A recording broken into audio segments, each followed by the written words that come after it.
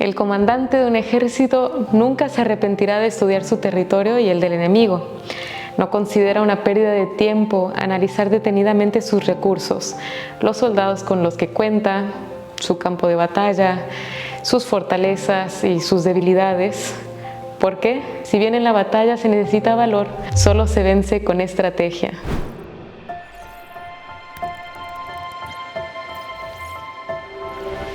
Se dice que el antiguo filósofo griego Sócrates tenía tanta estima por el conocimiento de uno mismo que decía que la vida no examinada no vale la pena vivirla. Quizás hoy en día no defenderíamos esta posición extrema, pero sí hay que saber que ciertamente es un tema clave para nuestra vida. ¿Quieres saber de qué sirve este conocimiento? Bueno, te doy estos 3 motivos. Solo el que se conoce, solo el que conoce su terreno, lo puede trabajar. Hay que saber que esa noble tarea de conformar nuestra vida a la de Cristo no es algo meramente exterior, ni algo que sucede tampoco solo naturalmente, sin nuestra cooperación. Conformar nuestra vida a la de Cristo es sobre todo una obra interior que requiere reformar lo que en mi alma está deformado para después conformarlo.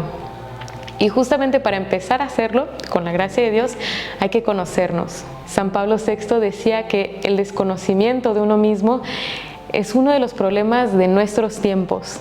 Dice así: el hombre moderno es, por un lado, cada vez más extrovertido, es decir, comprometido con el exterior de sí mismo. El activismo de nuestros tiempos y la prevalencia del conocimiento sensible de las comunicaciones sociales sobre el estudio especulativo y la actividad interior nos hacen dependientes del mundo exterior y disminuye, dice el Papa, enormemente la reflexión personal.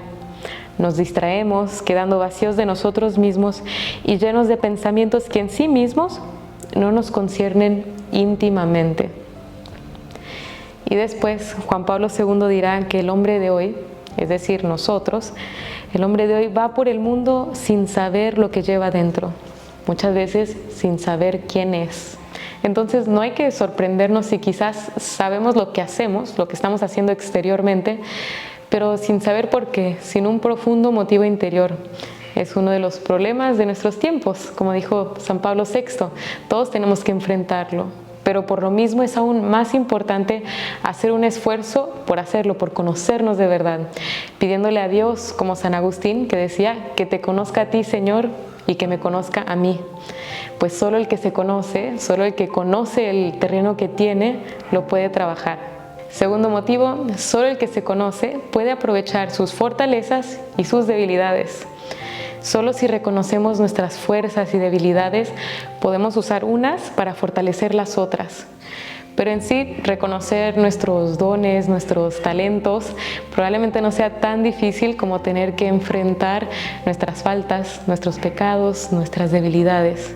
Y es más fácil simplemente no voltearlas a ver. Sin embargo, hay que darnos cuenta que mientras no sean reconocidas o permanezcan ocultas a nosotros mismos, quedaremos impotentes ante ellas.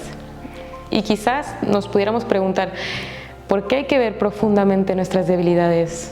¿Para qué ver lo negativo? ¿De qué sirve?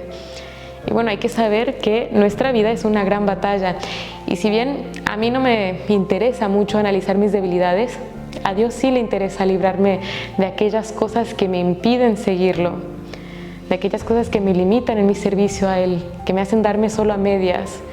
Y también al enemigo le interesan para ver por dónde puede atacar. Y además hay muchos beneficios en ver la parte débil de mi vida, donde caigo usualmente, lo que me hace alejarme de la vida de la gracia, o simplemente lo que me hace dejar a un lado el seguimiento de Cristo, lo que me hace tibio. Decía San Francisco de Sales: no nos turbemos pues por nuestras imperfecciones, porque nuestra perfección consiste precisamente en combatirlas, y no podremos combatirlas sin verlas, ni vencerlas sin encontrarlas. Y finalmente, solo el que conoce sus criterios puede intercambiarlos por los del Evangelio. El cristiano no solo tiene que vivir su vida como venga, sino que tiene la noble tarea de conformar su vida a la de Cristo, mientras que el mundo pone su felicidad en las riquezas, en tener, en adquirir. Cristo enseña bienaventurados, es decir, felices los pobres de espíritu, porque de ellos es el reino de los cielos. Mientras que el mundo dice que hay que disfrutar todos los placeres sensibles de esta tierra desmedidamente, pues solo se vive una vez, Cristo nos dice: el que pierde su vida por mi causa, la encontrará. Mientras que el mundo nos dice que pensemos en nuestro propio bienestar para ser felices, enfocarnos en nosotros mismos, Cristo nos dice: quien quiera seguirme, que no se busque a sí mismo, que tome su cruz de cada día y me siga. Cuando el mundo nos dice que la vida bien vivida está en no sufrir, en no sentir la dureza, San Pablo, en cambio, decía: yo estoy crucificado con Cristo y ya no vivo yo, sino que Cristo vive en mí. Cuando el mundo nos motiva para gloriarnos de nuestra propia fuerza, de nuestro propio poder, San Pablo dice: si hay que gloriarse de algo, yo me gloriaré de mi debilidad. Vivo contento en medio de las debilidades, de los insultos, de las privaciones, las persecuciones y las dificultades sufridas por Cristo, porque cuando soy débil, entonces soy fuerte. Pidamos pues la gracia de San Agustín, que te conozca a ti, Señor, y que me conozca a mí. ¿Por qué? Primero, porque solo el que se conoce a sí mismo, solo el que conoce su terreno, lo puede trabajar.